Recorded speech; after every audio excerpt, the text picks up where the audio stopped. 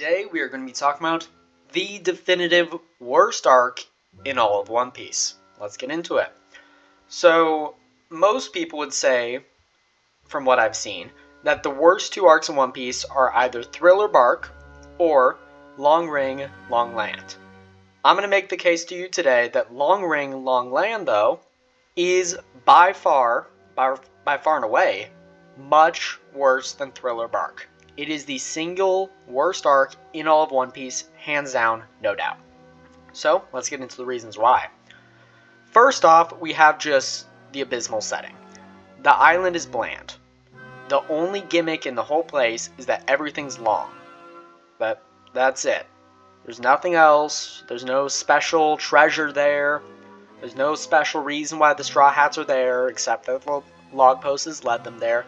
It's just everything is long, and that's cool, I guess? So yeah, that's the only gimmick in the entire island. If you look at the islands too, they're pretty bland and honestly just ugly. Compared to all the other One Piece islands, they have no real mystical, magical spin of the grand world of One Piece that makes them special, that makes them energetic, that makes them vibrant, right? They're just these dead islands of nothingness. They bring nothing to the story. So, Long Ring, Long Land, Double L, the island itself just sucks, right? That's the first part of it.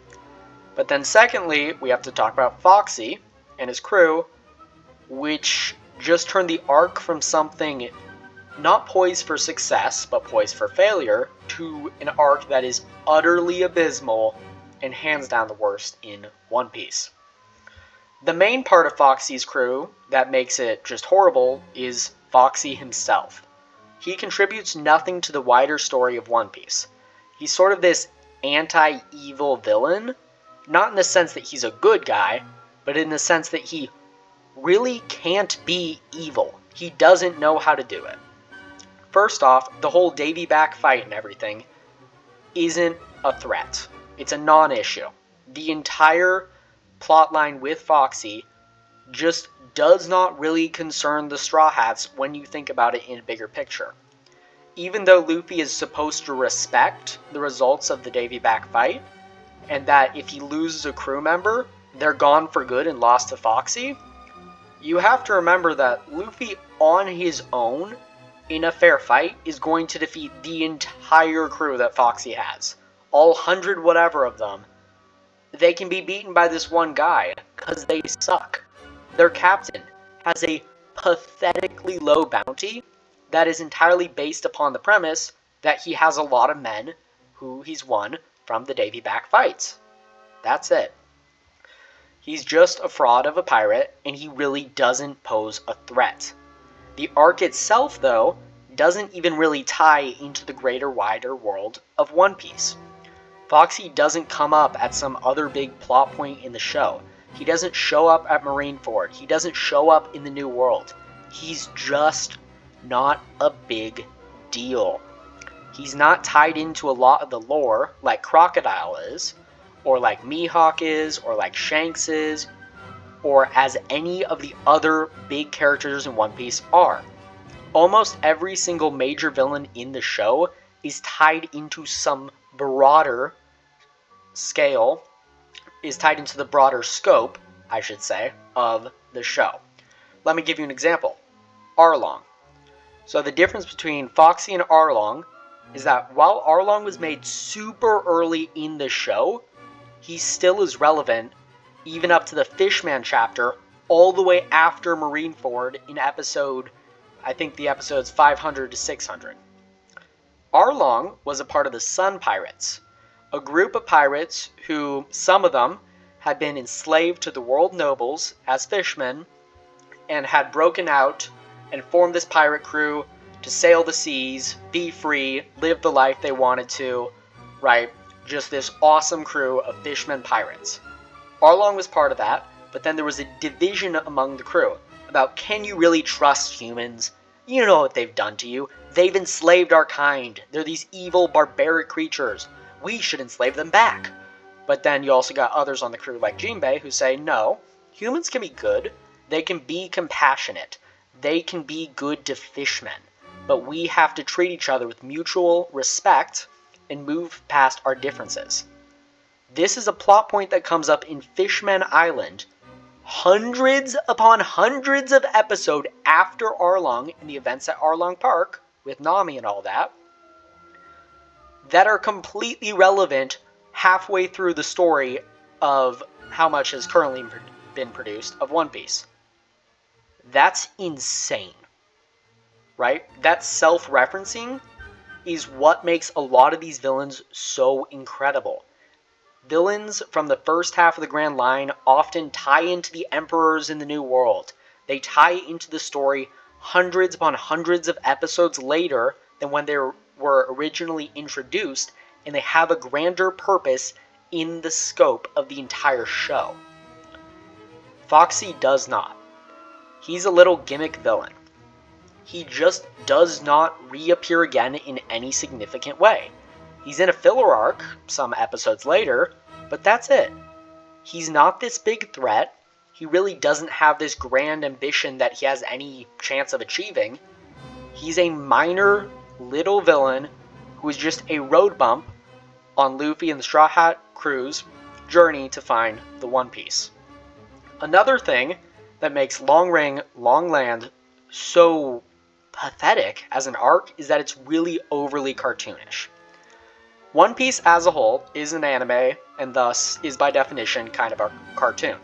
Especially in early One Piece, there's a lot of cartoonish moments, there's some real, just okay humor, right? But it gets through to the watchers of the show because it's executed so well. It's executed by these characters who we know and love and have been built up over hundreds and hundreds of episodes. Whereas in this specific arc, there is some attempts at humor, and the whole thing is kind of just this humorous, like, goofy villain, ha ha ha, Afro Luffy and all that. But it doesn't match the rest of pre-time skip One Piece's humor because there's no stakes involved. It's just a regular cartoon. It's very generic feeling. It doesn't have any special pizzazz or anything. It's boring. So, in essence, I would argue that Long Ring, Long Land is kind of just a filler arc in the grand scope of the show, and really, it's the worst arc in the show. Now, you might wonder, okay, I've been trashing on Long Ring, Long Land long enough. Why not Thriller Bark? Why wouldn't I say that is the definitive worst arc in One Piece? And I'll give it to you, Thriller Bark sucks. There are a lot of really, really bad aspects to the arc. It does not live up to any of the other arcs, especially surrounding it, talking about Marineford, Water 7, all that, or any of the arcs really at any point in the show. It's just a bad arc. But, unlike Long Ring, Long Land, Thriller Bark does have its redemptive moments. For example, we have one of the best moments in the show, which is after Zoro fights Kuma a little bit, and then he, because Luffy was injured with in his battle with Gecko Moria, decides to take his captain's pain upon him to save the crew in one of the most famous scenes of the show where Sanji walks up, Zoro's all bloody, he's got his hands crossed across his chest, and it's the nothing happened moment. That moment's epic. That is an iconic piece of One Piece history. That happened in Thriller Bark. That's a redemptive quality of the arc. Additionally, we have some general good vibes with, the Halloween-y theme, the, for lack of a better word, thriller or horror aspects of the whole place with zombies and ghosts and ghouls and all that stuff. And it's good theming. It's not the best in One Piece, but it is a pretty consistent, solid theme that's unique to that arc. We don't see it much else in any other places in One Piece, and it does elevate the arc a fair bit. Additionally, Gecko Moria combined with Oars and the whole gimmick of souls and how you're going to die if you go into the sun when you've lost your soul and all that, those provide some sense of stakes to the arc. There is a real chance that Zoro, Sanji, and Luffy are going to die if they don't get their shadows back. Foxy couldn't do anything like that. The slow fruit is not going to kill anyone. He's ridiculously weak. Or, well, at least the fruit's weak in his hands. In another, more talented user's hands, it could be pretty powerful. But because Foxy is just not a threatening villain, there's no sense of the crew has to overcome this great obstacle to make it past this island and continue on with the journey. It's just, oh, goofy little filler arc here, right? So that's a big difference between Thriller Bark and Long Ring Long Land. Additionally, as I mentioned, we have Nightmare Luffy. Nightmare Luffy is this really cool, shadow, soul, super-powered Luffy who gets to go and fight ores and all that. It's one of his first big power-ups in the show after Gears 2 and 3 and Water 7, and it's cool. It's not insane by any means. He gets better power-ups throughout the show, but it's a nice little moment, even if it only happens once, that really elevates the arc to a more permissible state of being. Additionally, unlike Long Ring Long Land, where it had zero relevance to the rest of the story, Thriller Bark at least integrated with the wider One Piece world, through the warlords, Gecko Moria and Kuma, appearing in this arc, and through Brook, a new crew member, who just carried during Whole Cake. Oh my gosh, he was amazing during that arc. But yeah, moving on. In general, Thriller Bark was just more consequential to the story at large than Long Ring Long Land was. And for all the reasons I previously mentioned, I would say it is objectively a better arc than Long Ring Long Land. So just to sum it all up, right, get all the thoughts listed out, main points, takeaways from this video. Long Ring Long Land was just an unnecessary arc, completely void of purpose. It did not need to be in the show, and it severely detracted from the show when you were watching it. I know I personally felt like it lasted for 100 episodes, even though I got through it pretty quickly. Why? Because it just sucked.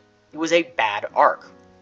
And while Thriller Bark is often cited as being one of the worst, if not the worst arc in One Piece, it at least has some redemptive qualities, which put it ahead of Long Ring Long Land to probably being the second or third worst arc in the show, which is still pretty bad, but at least it's not last.